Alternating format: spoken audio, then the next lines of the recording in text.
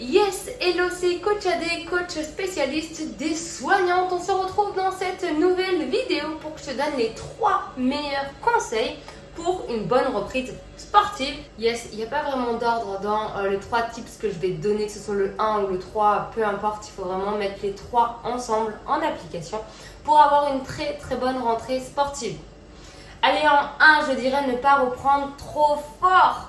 Vraiment, ne reprends pas trop fort, ne remets pas les charges que tu mettais par exemple mi-juillet.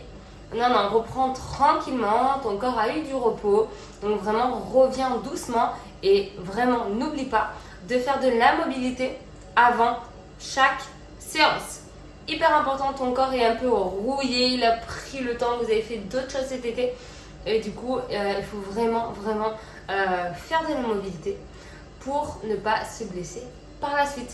Et s'il te plaît, ne fais pas une demi-heure de cardio parce que tu n'es pas échauffé et c'est vraiment pas ce qu'il faut pour commencer sa séance. Donc, mobilité, séance de muscu et cardio si jamais. Allez, deuxièmement, je dirais qu'il ne faut pas reprendre à haute intensité tout de suite au niveau de ta semaine. C'est-à-dire, je dirais pas peut-être pas haute intensité, mais plus pas tous les jours de façon acharnée. Ne reprends pas 7 sur 7. Vraiment, ton corps a eu du repos. Donc là, reprends plutôt progressivement. Reviens dans l'entraînement progressivement. 1, 2, 3 séances par semaine. C'est parfait. Mais si tu reprends trop fort, de façon les séances l'une sur les autres, honnêtement, tu vas avoir tellement de courbatures, ça va te saouler. Et tu vas dire, c'est bon, tu vas faire ça une semaine, 2 semaines, tu vas avoir encore plein de courbatures. Et au final, tu vas pas avoir les bénéfices. Parce qu'en 15 jours, tu vas pas avoir des bénéfices de ouf. Et en plus, tu vas te sentir hyper fatigué, hyper frustré, démotivé, flingué au niveau des articulations. Tu risques d'avoir des douleurs. Donc vraiment, calme, tranquille. On a toute l'année pour performer. Donc prends le temps vraiment de mettre en place les choses. 1 séance, 2 séances, 3 séances. Super, c'est cool. Et surtout, prends un petit rythme de croisière pour pouvoir faire ton année. Parce qu'en fait, beaucoup partent comme des balles, 5, 6 séances par semaine, waouh, tout le mois de septembre et encore les 2 premières semaines de septembre. Et après, arrivé octobre-novembre, il n'y a plus personne dans les salles. Pourquoi ? Parce qu'en fait, la démotivation est là. Pas de résultat, surentraînement, démotivation, frustration, bref. Je ne veux pas que cette année, tu fasses partie de ces gens. Donc vraiment, on ne part pas pour un sprint, mais on part plutôt pour un marathon. Donc, tranquille, on reprend doucement, même si ta meilleure pote elle te dit ouais moi j'y vais 5 fois par semaine, laisse-la parler.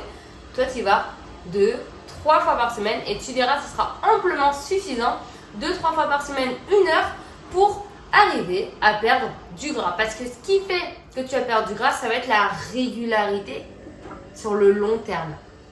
Au final, quelqu'un qui fait 5 entraînements par semaine sur un mois, c'est-à-dire 4 x 5, il fait 20 trainings. Toi, si tu fais 2 entraînements sur le mois, ça va te faire 8 trainings. Ok, ça te fait beaucoup moins que 20. Ça, c'est sûr. Mais par contre, si tu fais sur un an, ça te fera beaucoup plus que 20. Et c'est ça qui compte. C'est pas le premier mois, mais surtout la durée. Et en fait, ça va changer tes habitudes. Ça va être ta nouvelle hygiène de vie. Et là, enfin, tu vas arriver à perdre du gras.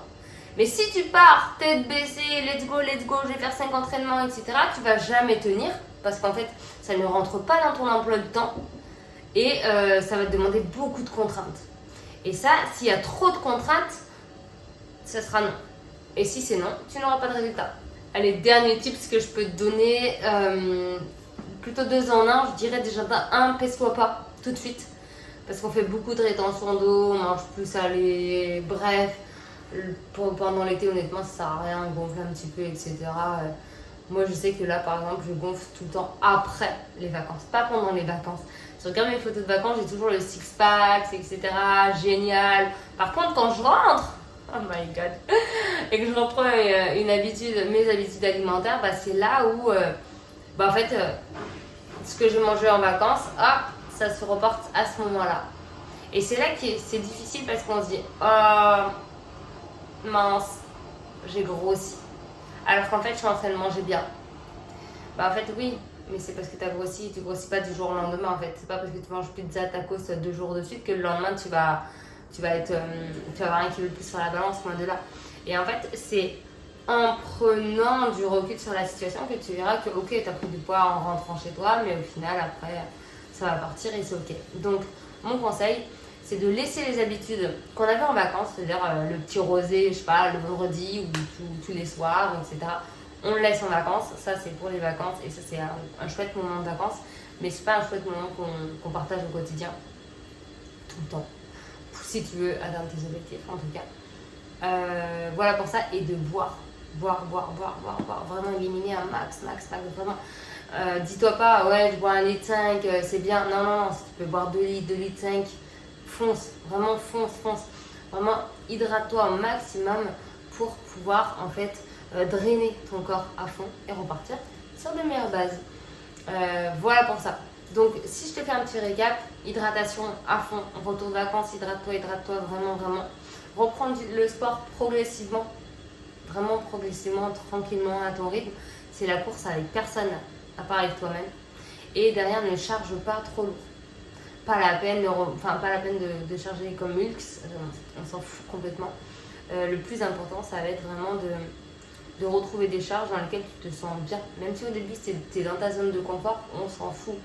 Tu vas avoir des courbatures, ça va impacter ton métabolisme et ça va le relancer. Donc c'est archi bien. Donc ne te prends pas la tête sur cette rentrée sportive. Vas-y, piano. Le but, n'oublie pas, c'est vraiment de tenir sur le long terme. Donc dis-moi en commentaire comment toi en général tu vois tes rentrées sportives, qu'est-ce que tu arrives à mettre en place, où tu en es. Et je serais hyper contente de pouvoir échanger avec toi. En tout cas, je te dis à la semaine prochaine pour une nouvelle vidéo. Bye!